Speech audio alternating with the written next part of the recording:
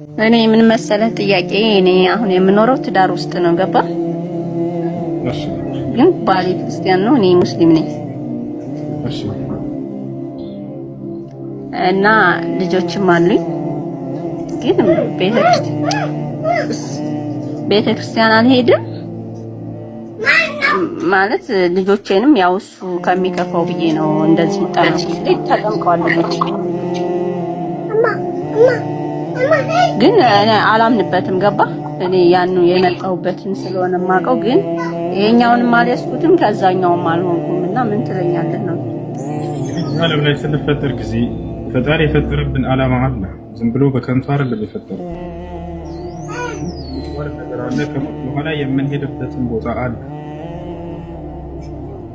አላህ ለምንድን ነው የፈጠረን? ለምንድን ነው ያደረገን ከተባለ ወማ ኸለቅቱል ጅነ ወልኢንሰ ኢላ ሊያዕቡዱን አለ። ሰውንም ሆነ ጅኖችን እኔን እንዲገዙኝ እንጂ ለሌላ ዓላማ አልፈጠርኳቸውም አለ። ሰው ልጅ ቆም ብላችሁ አስቡ። ለምንድን ነው እዚህ ዓለም ያመጣኝ አምላክ? ዝም ብሎ በከንቱ አላመጣም። እኔ ይህን ሞባይል ሰርቷል ሞባይል ባለቤት ዝም ብሎ በከንቱ አልሰራም። ዓላማ አለው ከበስተጀርባው። ለዚህ ዓላማው ሊውል ይገባል። መኪና ሰራ አንድ ሰው ዝም ብሎ ሰርቶ ሊያስቀምጠው ነው? ላ ጥበብ አለ ከበስተጀርባው። ዓላማ አለው ሊያሽከረክረው ሊገለገልበት። ከዛሊክ ይህን የሚያክል ድንቅ ፍጡር አላህ ሱብሓነሁ ወተዓላ የሰው ልጅን የፈጠረው የሚገርም አይምሮን የሰጠው ነገራቶችን እንዲያስተውልና እንዲያገናዝብ ያደረገው ዝም ብሎ በከንቱ እንዳይመስላችሁ ለትልቅ ዓላማ ነው።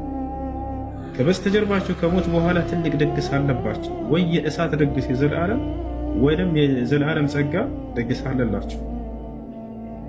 ታዲያ ይሄንን ያወቀ ሰው ከሞት በኋላ ህይወት እንዳለ ያወቀ ሰው እንዴት ነው በራሱ ላይ የሚቀልደው? እንዴት ለጊዜያዊ ለአጭር ዓመታት ብሎ አምላኩን ክዶ እንዴት ይኖራል? ወይም የአምላኩ የማይፈልገውን ስራ እየሰራ እንዴት ይኖራል? አላህ ስብሐነሁ ወተዓላ የሌላ እምነት ተከታዮችን ማግባት እርም አድርጓል፣ ሐራም አድርጓል። ሱረቱል በቀራ ላይ ሲናገር ምን አለ? ወላ ተንኪሑል ሙሽሪካት ሐታ ዩእሚንነ ወለአመቱን ሙእሚነቱን ኸይሩን ሚን ሙሽሪከትን ወለው አዕጀበትኩም ወላ ተንኪሑል ሙሽሪኪነ ሐታ ዩእሚኑ ወለዐብዱን ሙእሚኑን ኸይሩን ሚን ሙሽሪኪን ወለው አዕጀበኩም ኡላኢከ የድዑነ ኢለናር ወላሁ የድዑ ኢለል ጀነቲ ወልመግፊረቲ ቢኢዝኒሂ ወዩበይኑ አያቲሂ ሊናሲ ለዐለሁም የተዘከሩን ይላል። በእኔ በአላህ ላይ የሚያጋሩ ሰዎችን እስካላመኑ ድረስ በፍጹም እንዳታገቡ ይላል። እነዚህ ሰዎች ወደ ገሃነም እሳት ነው እንደሚጠሯቸው አለ። እኔ ደግሞ ወደ ምህረቴና ወደ እዝነቴ ነው የምጠራቸው አለ። በሌላ ቦታ ላይ አላህ ሱብሓነሁ ወተዓላ ላ ሁነ ሒሉን ለሁም ወላ ሁም የሒሉነ ለሁነ ይላል። የእናንተ ለእነርሱ አይፈቀድም፣ የእነርሱም ለእናንተ አይፈቀድም። ወላ ቱምሲኩ ቢዒሶሚል ከዋፊር ይላል። ከከሃዲያን ሰዎች ጋር የትዳርን ቃል ኪዳን እንዳትይዙ ይላል። አንዲት ሙስሊም ሴት ከሌላ እምነት ተከታይ ጋር አግብታ እየኖረች ከሆነ እያደረገች ያለችው የእያንዳንዱ ቀን ግንኙነት እንደ ዝሙት ከአላህ ዘንድ እየተጻፈ እንደሆነ ታውቃላችሁ። እንደ ዝሙት እየተጻፈ ነው እያንዳንዱ ህይወቱ። ዝሙት ወዴት ነው የሚያስወርዳ? ወላ ተቅረቡ ዚና ኢነሁ ካነ ፋሒሸተን ወሰአ ሰቢላ። እና ከዚህ ህይወት እንዲህ አይነት ህይወት ውስጥ ያላችሁ ካላችሁ መጀመሪያ በእርግጠኝነት ሲቀርቧችሁ ጊዜ የሚቀርቧችሁ እንሰልምላችኋለን በሚል መቼም ሴት ልጅ ወንድ ልጅን ሄዳ አትጨነጭም።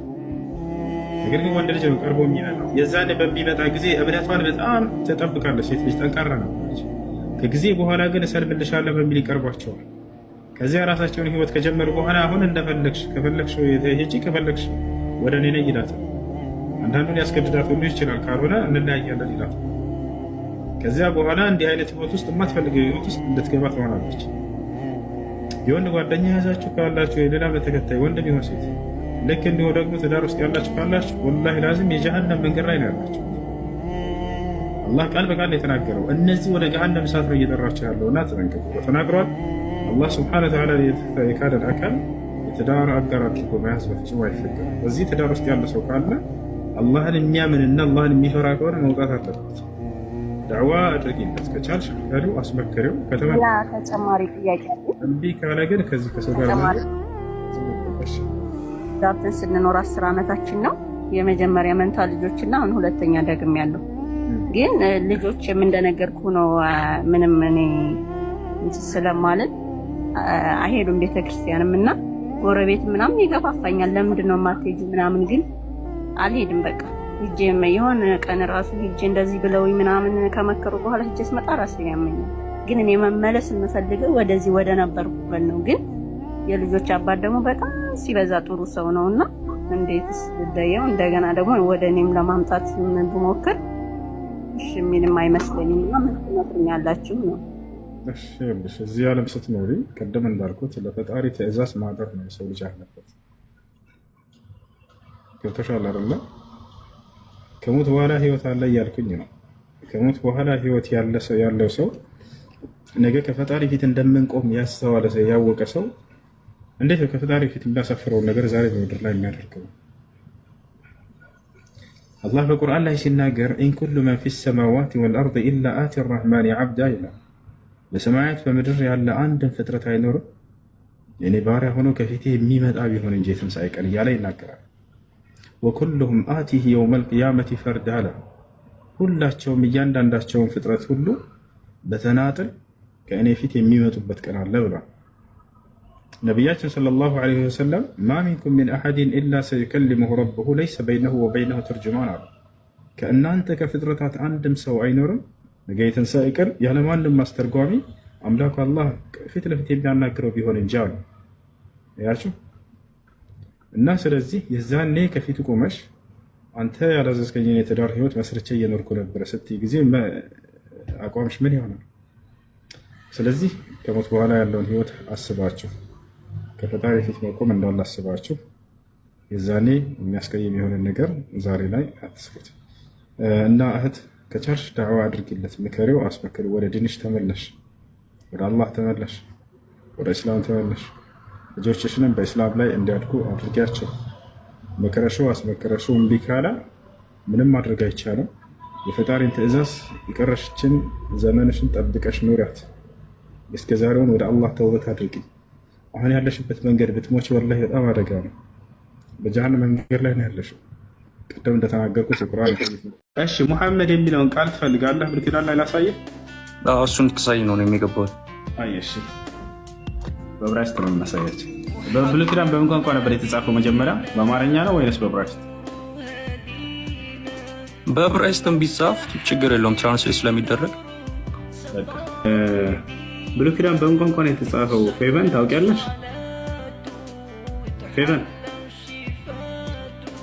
እሺ በዕብራይስጥ እንደሆነ ገባኝ፣ እየሰማሁ ነው። እሺ ያውና ሶንግ ኦፍ ሶሎሞን ይህ የራሳችሁ መጽሐፍ ነው አይደል?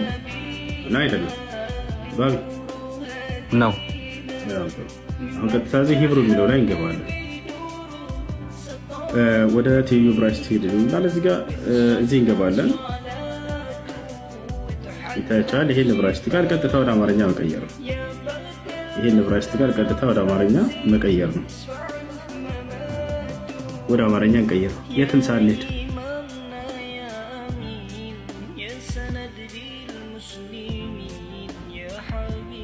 ምን ይላል? ምን ይላል?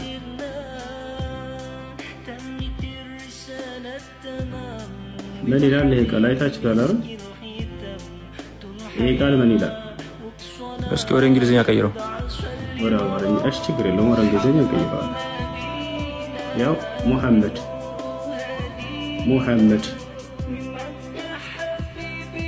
ይሄ ነው። እዚህ ጋር አምሃሪክ የሚለውን እንግሊዝኛ እናድርገው።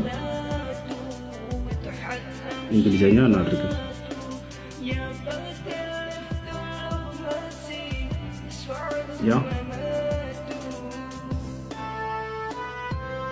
እሺ አሁን ቃል በቃል ኢየሱስ ክርስቶስ ከኔ በኋላ የሚመጣ ሙሐመድ የሚባል ነብይ አለ ያለበትን አሳየኝ። ጽፍኩት ቆይ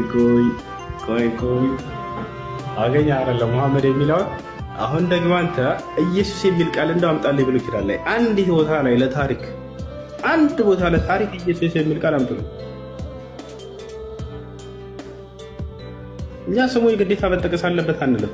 ስለ መሲሁ ተነግሯል ወይ በቀደምት ነቢያት አንደበት? አዎ ብለን እናምናለን። ቢያንስ መጽሐፋቸው ላይ ይሁዲዎች ቢሰርዙትም የመሲሁን ስም መሲሁን አላህ አብስሮለታል ብለን እናምናለን እኮ ነው።